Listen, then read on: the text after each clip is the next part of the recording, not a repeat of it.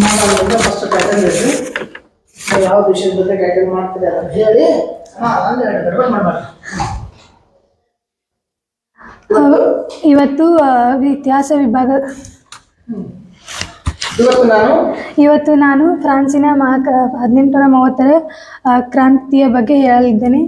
1789ರ ಫ್ರಾನ್ಸಿನ ಮಹಾಕ್ರಾಂತಿಯು ದಮನಗೊಂಡರೂ ಅದರ ತತ್ವಗಳಾದ ಸ್ವಾತಂತ್ರ್ಯ, ಸಮಾನತೆ ಮತ್ತು ಭ್ರಾತೃತ್ವದ ಕಲ್ಪನೆಗಳು ಬೂದಿ ಮುಚ್ಚಿದ ಕೆಂಡದಂತಿದ್ದವು. ಮೆಟರ್ನಿಕನ ಪ್ರತಿಗಾಮಿ ಹಾಗೂ ದಮನಕಾರಿ ಚಟುವಟಿಕೆಗಳಿಂದಾಗಿ ಈ ತತ್ವಗಳು 1830ರಲ್ಲಿ ಫ್ರಾನ್ಸ್ ಅಷ್ಟೇ ಅಲ್ಲದೆ ಯುರೋಪಿನ ವಿವಿಧ ಭಾಗಗಳಲ್ಲಿ ಪ್ರತಿಧ್ವನಿಸಿದವು. 1789ರ ಫ್ರಾನ್ಸಿನಲ್ಲಿ ಲೂಯಿಗಳ ವಿರುದ್ಧ ಮತ್ತು ಅವರ ರಾಣಿಯರ ವಿರುದ್ಧ ಕ್ರಾಂತಿ ನಡೆದೈತಿ. ಆ ಕ್ರಾಂತಿಯನ್ನು ಸಂಪೂರ್ಣವಾಗಿ ಮುಗಿದಿರಂಗಿಲ್ಲ. ಅದು 1789ರಾಗ ಮತ್ತೊಮ್ಮೆ ಆತತಿ. ಅದಕ್ಕೆ ಕಾರಣ ಏನಂದ್ರೆ ಮೆಟರ್ನಿಕ್ ಏನಿರ್ತಾನೆ ಪ್ರಗತಿ ವಿರೋಧ ಚಟುವಟಿಕೆಗಳನ್ನ ಕೈಗೊಂಡಿರ್ತಾನೆ.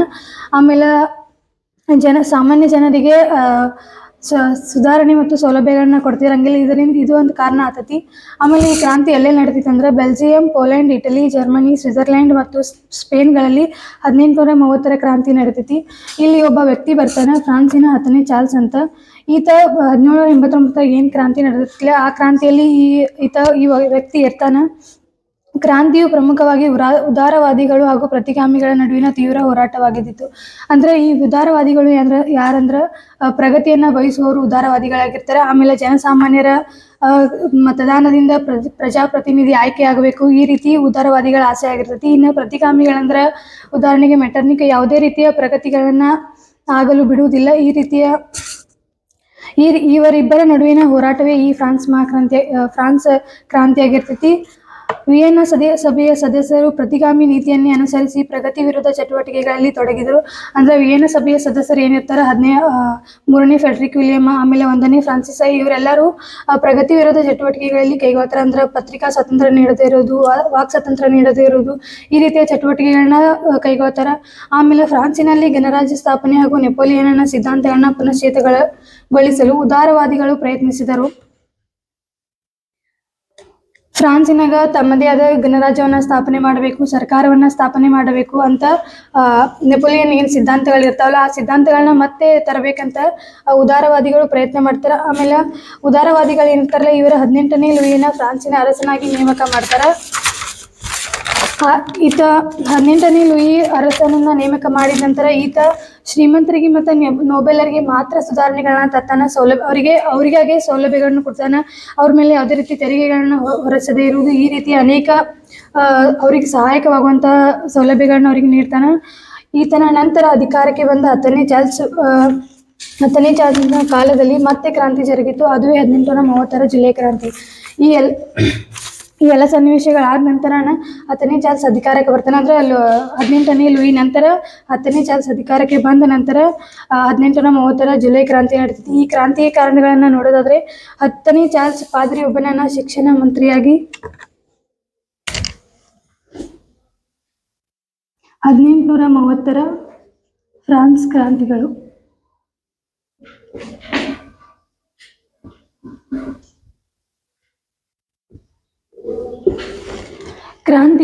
ಕ್ರಾಂತಿಗೆ ಕಾರಣಗಳನ್ನು ನೋಡಿದಾಗ 10ನೇ ಚಾರ್ಲ್ಸ್ ಪಾದ್ರಿ ಒಬ್ಬನನ್ನ ಶಿಕ್ಷಣ ಮಂತ್ರಿಯನ್ನಾಗಿ ನೇಮಿಸ್ತಾನೆ. ಅಂದ್ರೆ ಪಾದ್ರಿಯವ್ರು ಏನಿರ್ತಾರೆ 1789ರ ಕ್ರಾಂತಿ ಸಂದರ್ಭದಾಗ ಏನು ಸಾಮಾಜಿಕ ವ್ಯವಸ್ಥೆ ನೋಡ್ತೀವಿ ಅಲ್ಲಿ ಪಾದ್ರಿ ವರ್ಗದವ್ರು ಏನಿರ್ತಾರೆ ಇವರು ಮೇಲ್ವರ್ಗದವರಾಗಿರ್ತಾರೆ. ಆದ್ದರಿಂದ ಆ ಮೇಲ್ವರ್ಗದ ವ್ಯಕ್ತಿಯನ್ನ ಶಿಕ್ಷಣ ಮಂತ್ರಿಯನ್ನಾಗಿ ನೇಮಿಸಿದ್ದು ಫ್ರಾನ್ಸಿನ ಜನತೆಗೆ ಸಿಟ್ಟಿನ ವಿಷಯ ಆಗ್ತತಿ. ಆಮೇಲೆ ಜೂಲಿ ಡಿ ಪ್ಯಾಲಿಕ್ನನ್ನ ಸಂಪುಟದ ಸಚಿವನಾಗಿ ನೇಮಿಸ್ತಾನೆ. ಅಧಿಕಾರಾರೂಢನಾದ ಚಾರ್ಲ್ಸ್ ಉದಾರವಾದಿ ಚಟುವಟಿಕೆಗಳನ್ನ ತೆಗೆದುಹಾಕಕ್ಕೆ ಪ್ರಯತ್ನ ಮಾಡ್ತಾನೆ. ಅಂದ್ರೆ ಉದಾರವಾದಿಗಳು ಏನೇ ಚಟುವಟಿಕೆಗಳು ಮಾಡ್ತಿರ್ತಾರೋ ಕ್ರಾಂತಿ ಮಾಡೋಕೆ ಅನೇಕ ಕಾರ್ಯಕ್ರಮಗಳನ್ನ ಕೈಗೊಂಡಿರ್ತಾರೆ. ಆ ಕಾರ್ಯಕ್ರಮಗಳನ್ನ ತೆಗೆದುಹಾಕಕ್ಕೆ 10ನೇ ಚಾರ್ಲ್ಸ್ ಪ್ರಯತ್ನ ಮಾಡ್ತಾನೆ. ಇದೆಲ್ಲ ಆದ ನಂತರ ಜುಲೈ 25, 1830ರಲ್ಲಿ ಕ್ರಾಂತಿ ಜರುಗ್ತತಿ. ಅಷ್ಟೇ ಅಲ್ಲದೆ ಇನ್ನೂ ಕೆಲವು ಕಾರಣಗಳನ್ನ ನೋಡೋದಾದ್ರೆ 10ನೇ ಚಾರ್ಲ್ಸ್ 4 ಶಾಸನಗಳನ್ನ ಹೊರಡಿಸ್ತಾನೆ. ಆ 4 ಶಾಸನಗಳ ಯಾವಂದ್ರೆ ಪತ್ರಿಕಾ ಸ್ವಾತಂತ್ರ್ಯವನ್ನು ಮೊಕಟಗೊಳಿಸುವುದು, ಚುನಾಯಿತ ಪ್ರತಿನಿಧಿ ರದ್ದುಗೊಳಿಸುವುದು, ಚುನಾವಣಾ ವಿಧಾನವನ್ನು ಬದಲಿಸುವುದು ಹಾಗೂ ಮತದಾರರ ಸಂಖ್ಯೆಯನ್ನು ಕಡಿಮೆ ಮಾಡುವುದು, ಹೊಸ ಚುನಾವಣೆಯನ್ನು ಘೋಷಿಸುವುದು. ಪತ್ರಿಕಾ ಸ್ವಾತಂತ್ರ್ಯವನ್ನು ಮೊಕಟಗೊಳಿಸುವುದು ಅಂದರೆ ಪತ್ರಿಕೆಗಳಲ್ಲಿ ತಮ್ಮದೇ ಆದ ಸ್ವತಂತ್ರ ವಿಚಾರಗಳನ್ನು ಹಂಚಿಕೊಳ್ಳುವ ಹಕ್ಕನ್ನು ನೀಡಂಗಿಲ್ಲ. ಆಮೇಲೆ ಚುನಾಯಿತ ಪ್ರತಿನಿಧಿ ರದ್ದುಗೊಳಿಸ್ತಾನೆ. ಅಂದ್ರೆ ಮೊದಲೇನು ಲೂಯಿಗಳ ಸಂದರ್ಭದಲ್ಲಿ ಕ್ರಾಂತಿ ಏನಾಗಿರ್ತೈತಿ 1789ರಾಗ ಅಲ್ಲಿ ಒಂದು ಚುನಾವಣೆ ಆದ ನಂತರ ಪ್ರಜಾಪ್ರತಿನಿಧಿಗಳು ಆಯ್ಕೆಯಾಗಿರ್ತಾರೆ. ಆ ಪ್ರಜಾಪ್ರತಿನಿಧಿಗಳನ್ನ ಅಧಿಕಾರದಿಂದ ಕೆಳಗಿಳಿಸ್ತಾನೆ. ಆಮೇಲೆ ಚುನಾವಣಾ ವಿಧಾನವನ್ನ ಬದಲಾವಣೆ ಮಾಡ್ತಾನೆ. ಮತದಾರರ ಸಂಖ್ಯೆಯನ್ನು ಮತದಾನ ಹಕ್ಕನ್ನು ಶ್ರೀಮಂತರಿಗೆ ಮಾತ್ರ ನೀಡ್ತಾನೆ. ಆಮೇಲೆ ಮತ್ತೊಂದು ಹೊಸ ಚುನಾವಣೆಯನ್ನು ಮಾಡ್ತಾನೆ. ಇದೆಲ್ಲ ಆದ ನಂತರ ಪೊಲೀಸ್ ಕಾಯ್ದೆಗಳನ್ನು ಬಿಗಿಪಡಿಸುವುದು, ಅಂದ್ರೆ ಪೊಲೀಸ್ ಕಾಯ್ದೆಗಳನ್ನು ಅತ್ಯಂತ ಬಿಗಿಪಡಿಸ್ತಾನೆ. ಆಮೇಲೆ ಕ್ಯಾಥೋಲರಿ ಸಾಮಾಜಿಕ ವ್ಯವಸ್ಥೆಯಲ್ಲಿ ನೋಡಿದಾಗ ಕೆಥೋಲಿಕರು ಮೇಲ್ವರ್ಗದಾಗಿರ್ತಾರ, ಅವರು ಹೆಚ್ಚಿನ ಸೌಲಭ್ಯಗಳನ್ನು ನೀಡ್ತಾನೆ.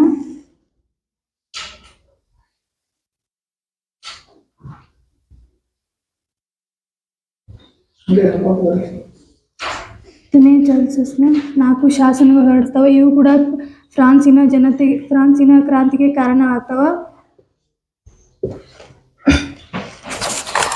ಇದೆಲ್ಲ ಆದ್ಮಕ ಇವನ ಶಾಸನಗಳ ವಿರುದ್ಧ ವಿದ್ಯಾರ್ಥಿಗಳು ಮತ್ತು ಜನಸಮುದಾಯದವರು ಫ್ರಾನ್ಸಿನಾದ್ಯಂತ ಕ್ರಾಂತಿಯನ್ನ ಕೈಗೊಳ್ತಾರೆ. ಸರ್ಕಾರವನ್ನ ಪದಚ್ಯುತಗೊಳಿಸಲು ಒತ್ತಾಯ ಮಾಡ್ತಾರೆ. ಯಾರು ಒತ್ತಾಯ ಮಾಡ್ತಾರೆ ಅಂದ್ರೆ ವಿದ್ಯಾರ್ಥಿಗಳು ಮತ್ತು ಜನಸಮುದಾಯ ಏನಿರ್ತಾರಲ್ಲ ಇವರು ಸರ್ಕಾರವನ್ನ ಪದಚ್ಯುತಗೊಳಿಸಕ ಒತ್ತಾಯ ಮಾಡ್ತಾರೆ. ಆಮೇಲೆ ಫ್ರಾನ್ಸಿನ ಮಹಾಕ್ರಾಂತಿ 27, 28 ಮತ್ತು 29ರಂದು ನಡೀತೈತಿ. ಈ 28, 29 ಏನ್ ತೀವ್ರವಾದ ಹೋರಾಟ ಕ್ರಾಂತಿ ನಡೀತೈತಿಲ್ಲ, ಈ ಈ 3 ದಿನಗಳನ್ನ ಕ್ರಾಂತಿಯ 3 ವೈಭವ ದಿನಗಳೆಂದು ಕರೀತಾರ. ಕ್ರಾಂತಿಯ ನಾಯಕ ಏನ್ ಗೀಜೋ ಆಗಿರ್ತಾನಲ್ಲ, ಕ್ರಾಂತಿಯ ನಾಯಕ ಗೀಜೋ ಈ 3 ದಿನಗಳನ್ನ ಗಲಭೆಯ ಕ್ರಾಂತಿ ಅಂತ ಕರೀತಾನ.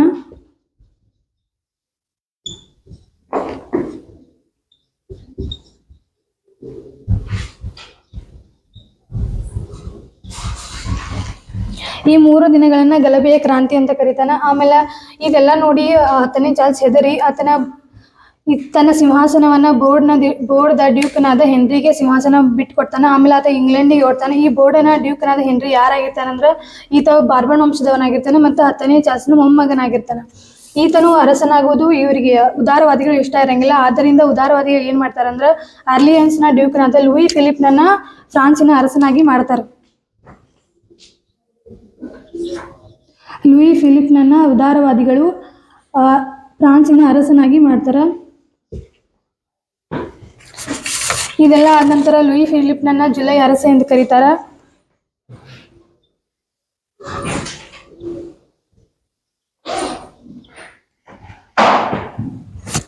ಶ್ವೇತ ಧ್ವಜದ ಬದಲಾಗಿ ಕ್ರಾಂತಿ ಸಮಯದ ತ್ರಿವರ್ಣ ಧ್ವಜವನ್ನ ರಾಷ್ಟ್ರ ಧ್ವಜವನ್ನಾಗಿ ಸ್ವೀಕರಿಸ್ತಾರೆ. 1789ರಲ್ಲಿ ಬಾಸ್ಟೈಲ್ ಕದನ ಆಗ್ತೈತಿ ಜುಲೈ 14ರಂದ. ಆ ಜುಲೈ 14ರಲ್ಲಿ ಬಾರ್ಬನ್ ವಂಶದವ್ರದ್ದು ಏನು ಶ್ವೇತ ಧ್ವಜ ಆಗಿರ್ತೈತಿ ಆ ಶ್ವೇತ ಧ್ವಜವನ್ನ ತೆಗೆದಾಕಿ ಆ ಬಾಸ್ಟೈಲ್ ಕಾರಾಗೃಹದ ಮೇಲೆ ಕೆಂಪು, ನೀಲಿ, ಬಿಳಿ ಒಂದು ಧ್ವಜವನ್ನ ಹಾರಿಸಿರ್ತಾರಲ್ಲ ಅದೇ ಧ್ವಜವನ್ನ ಇಲ್ಲಿ ರಾಷ್ಟ್ರ ಧ್ವಜವನ್ನಾಗಿ ಸ್ವೀಕಾರ ಮಾಡ್ತಾರೆ. ಆಮೇಲೆ ಹೊಸ ಸಂವಿಧಾನವನ್ನ ರಚನೆ ಮಾಡ್ತಾರೆ.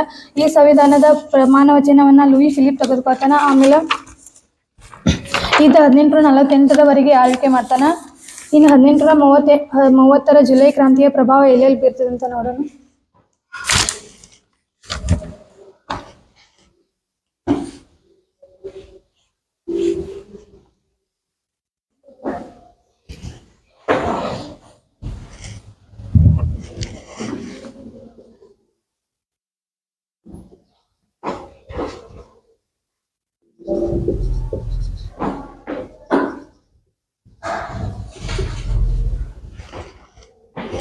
ಫಸ್ಟ್ ಟೈಮ್ ಇದು ಬೆಲ್ಜಿಯಂದಾಗ ಕ್ರಾಂತಿ ಹೇಳಕ್ಕೆ ಕಾರಣ ಆಗ್ತೈತಿ.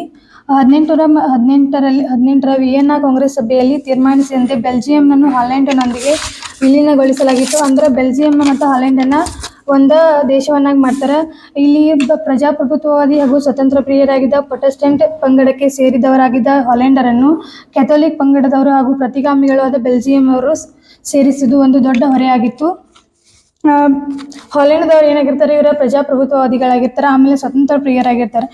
ಇವರು ಪ್ರೊಟೆಸ್ಟೆಂಟ್ ಪಂಗಡಕ್ಕೆ ಸೇರಿದವರಾಗಿರ್ತಾರೆ. ಆಮೇಲೆ ಬೆಲ್ಜಿಯಂದವರು ಪ್ರತಿಗಾಮಿಗಳಾಗಿರ್ತಾರೆ. ಇವರು ಕೆಥೋಲಿಕ್ ಪಂಗಡದವರಾಗಿರ್ತಾರೆ. ಇವರಿಬ್ಬರನ್ನು ಸೇರಿಸಿದ ಒಂದು ದೊಡ್ಡ ಹೊರೆ ಆಗ್ತೈತಿ. ಬೆಲ್ಜಿಯಂದವರು ಹಾಗೂ ಹಾಲೆಂಡ್ ದೇಶಗಳ ನಡುವೆ ಬಿರುಕು ಉಂಟಾದ ನಂತರ 1830ರಾಗ ಬೆಲ್ಜಿಯಂದವರು ಕ್ರಾಂತಿಯನ್ನ ಪ್ರಾರಂಭಿಸ್ತಾರೆ. ಕ್ರಾಂತಿಯ ನಂತರ ಕ್ರಾಂತಿ ಪ್ರಾರಂಭಿಸ್ತಾರೆ. ಆಮೇಲೆ ಇಂಗ್ಲೆಂಡಿನ ಪ್ರಧಾನಿ ಏನು ಪಾರ್ಮಸ್ಟರ್ನನ್ನು ಇರ್ತಾನಲ್ಲ, ಆತ 1831 ಲಂಡನ್ನಾಗ ಬ್ರಿಟನ್, ಫ್ರಾನ್ಸ್, ರಷ್ಯಾ ಹಾಗೂ ಆಸ್ಟ್ರಿಯಾ ದೇಶಗಳನ್ನ ಸೇರಿಸಿ ಒಂದು ಸಭೆಯನ್ನ ಮಾಡ್ತಾರೆ. ಈ ಸಭೆದಾಗ ಇದನ್ನ ಬೆಲ್ಜಿಯಂ ಏನ ಸ್ವಾತಂತ್ರ್ಯ ಇರ್ತೈತಿ, ಆ ಸ್ವಾತಂತ್ರ್ಯವನ್ನ ಹಾಲೆಂಡ್ ಒಪ್ಕೋಬೇಕಂತ ಹೇಳಿ ಒತ್ತಾಯ ಹೇರ್ತಾರೆ. ಆಮೇಲೆ ಈ ಬೆಲ್ಜಿಯಂನಲ್ಲಿ ಸಂವಿಧಾನಾತ್ಮಕವಾದ ರಾಜಪ್ರಭುತ್ವ ಸರ್ಕಾರ ಜಾರಿಗೆ ಬರ್ತೈತಿ. ಸಂವಿಧಾನಾತ್ಮಕವಾದ ರಾಜಪ್ರಭುತ್ವ ಸರ್ಕಾರ ಅಂದ್ರ ರಾಜ ರಾಣಿಯರು ಇರ್ತಾರು ಮತ್ತು ಸಂವಿಧಾನವೂ ಕೂಡ ಇರ್ತೈತಿ. ರಾಜ ರಾಣಿಯರ ಆಳ್ವಿಕೆಯು ಸಂವಿಧಾನದ ಮೂಲಕನ ನಡಿತೈತಿ. ಅಲ್ಲಿ ಆ ಸಂವಿಧಾನ ಏನ್ ಹೇಳ್ತೈತಿ ಅದರ ಪ್ರಕಾರನ ಅಧಿಕಾರಗಳು ಮತ್ತು ಆಡಳಿತ ನಡಿತೈತಿ. ಸ್ಯಾಕ್ಸ್ ಬುರ್ಗೊನಿ ಲಿಯೋಪಾಲ್ಡ್ ಬೆಲ್ಜಿಯಂನ ಅಧಿಕಾರವನ್ನ ವಹಿಸ್ಕೊಳ್ತಾನ. ಇನ್ನು ಎರಡನೇದಾಗಿ ಪೋಲೆಂಡಿನಲ್ಲಿ ಬಂಡಾಯ.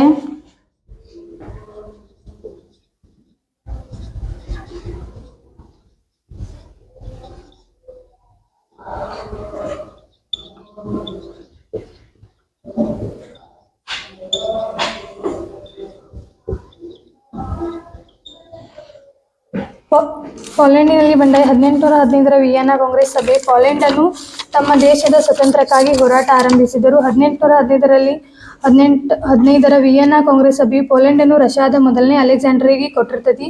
ಅಂದ್ರ ವಿಯೆನ್ನಾ ಕಾಂಗ್ರೆಸ್ ಏನ್ ಆಗ ನಡೆದಿರ್ತೈತಿ, ಮೆಟರ್ನಿಕ್ ನಡೆಸಿರ್ತಾನಲ್ಲ, ಆ ಮೆಟರ್ನಿಕ್ ಅನ್ನ ಸದಸ್ಯ ಕಾಂಗ್ರೆಸ್ ಸಭೆ ಏನಿರ್ತೈತಿ ಅದ ರಷ್ಯಾದ ಮೊದಲನೇ ಅಲೆಕ್ಸಾಂಡರ್ಗೆ ಪೋಲೆಂಡ್ ಅನ್ನ ವಹಿಸಿರ್ತೈತಿ.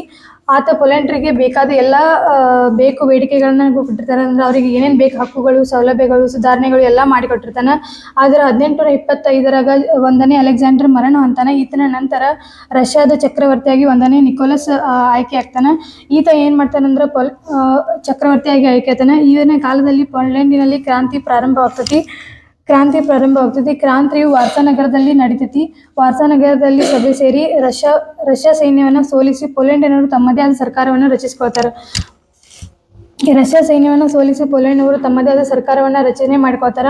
ನಂತರ ನಿಕೋಲಸ್ ಸೈನ್ಯವನ್ನ ಪೋಲೆಂಡ್ ಮತ್ತೆ ಆಕ್ರಮಿಸತಿ. ಮತ್ತೊಮ್ಮೆ ಪೋಲೆಂಡನ್ನ ಅವ್ರು ಆಕ್ರಮಣ ಮಾಡಿ ಪೋಲೆಂಡ್ ಅನ್ನು ರಷ್ಯಾದ ಒಂದು ಭಾಗವಾಗಿ ಅಂದ್ರೆ ಪೋಲೆಂಡ್ ಅನ್ನ ರಷ್ಯಾದವರು ವಶಪಡಿಸ್ಕೋತಾರ. 1815 ಪೋಲೆಂಡಿಗೆ ದೊರಕಿದ ಸೌಲಭ್ಯಗಳು ಕಳೆದು ಹೋಗ್ತಾವ. ಅಂದ್ರೆ ಅವರಿಗೆ ಒಂದನೇ ನಿಕೋಲಸ್ ಯಾವುದೇ ರೀತಿ ಅವರ ಸೌಲಭ್ಯಗಳನ್ನ ನೀಡಂಗಿಲ್ಲ, ಅವರಿಗೆ ಸುಧಾರಣೆಗಳನ್ನ ಕೊಡಂಗಿಲ್ಲ, ಅವರ ಹಕ್ಕುಗಳಿಗೆ ಬೆಲೆ ನೀಡಂಗಿಲ್ಲ. ಈ ರೀತಿಯಾಗಿ ಅವರು ತಮ್ಮ ಸೌಲಭ್ಯಗಳನ್ನ ಕಳೆದುಕೊಳ್ತಾರೆ. ಇನ್ನ ಇಟಲಿಯಲ್ಲಿ ಬಂಡಾಯ.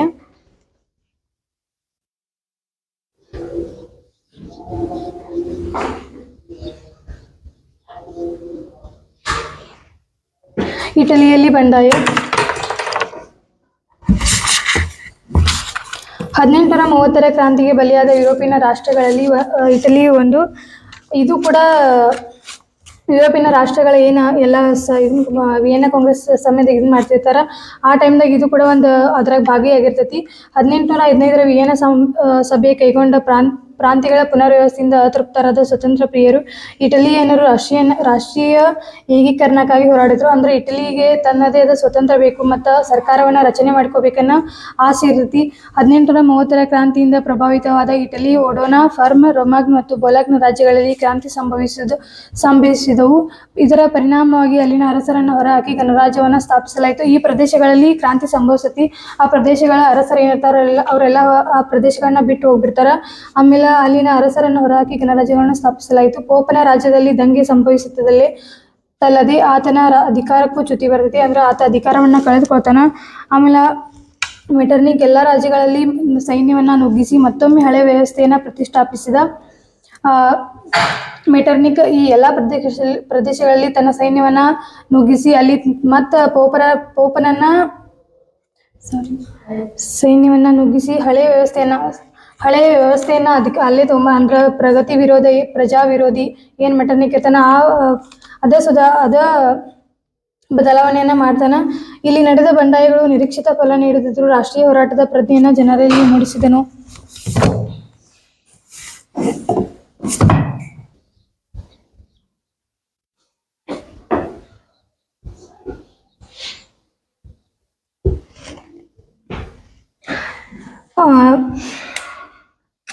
ಇಟಲಿಯಲ್ಲಿ ಇದರಿಂದ ಸರ್ಕಾರ ಏನು ರಚನೆ ಆಗಲ್ಲ ಮತ್ತು ಇಟಲಿ ಗಣರಾಜ್ಯವೂ ಗೊಳಂಗಿಲ್ಲ, ಸ್ವತಂತ್ರನೂ ಗೊಳಂಗಿಲ್ಲ.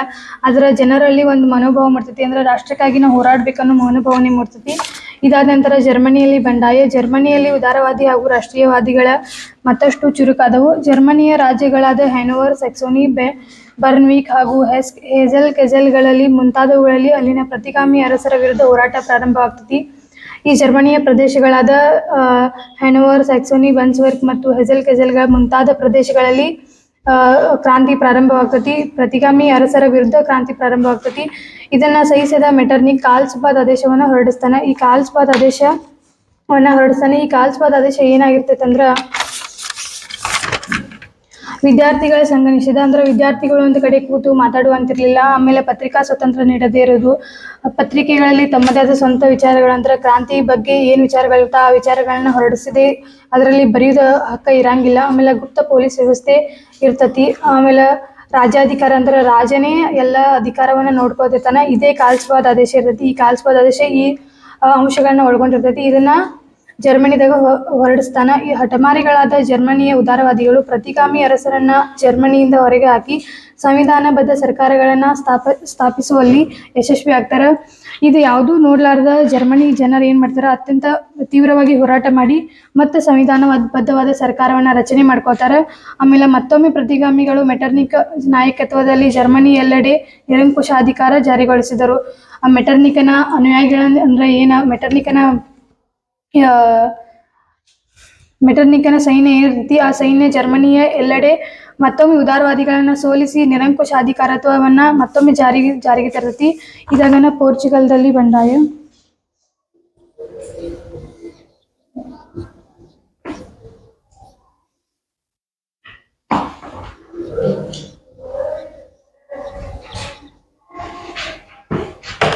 ಫ್ರಾನ್ಸಿನ ಆದರ್ಶ ತತ್ವಗಳಾದ ಸ್ವತಂತ್ರ, ಸಮಾನತೆ ಹಾಗೂ ಭ್ರಾತೃತ್ವದ ಗಾಳಿ ಪೋರ್ಚುಗಲ್ಗೂ ಹಾದು ಹೋಯಿತು.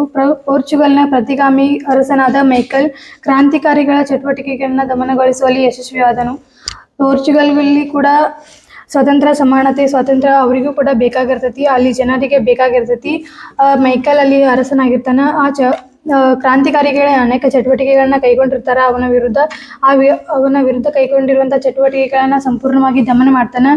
ಆಮೇಲೆ ಈತನ ನಂತರ ಮೇರಿ ಅಧಿಕಾರಕ್ಕೆ ಬರ್ತಾಳೆ. ಈಕೆ ನೂತನ ಸಂವಿಧಾನವನ್ನ ಪೋರ್ಚುಗಲ್ಗೆ ನೀಡ್ತಾಳ. ಇದಾದ ನಂತರ 1830 ಫ್ರಾನ್ಸ್ ಕ್ರಾಂತಿಯ ಕಾರಣಗಳು.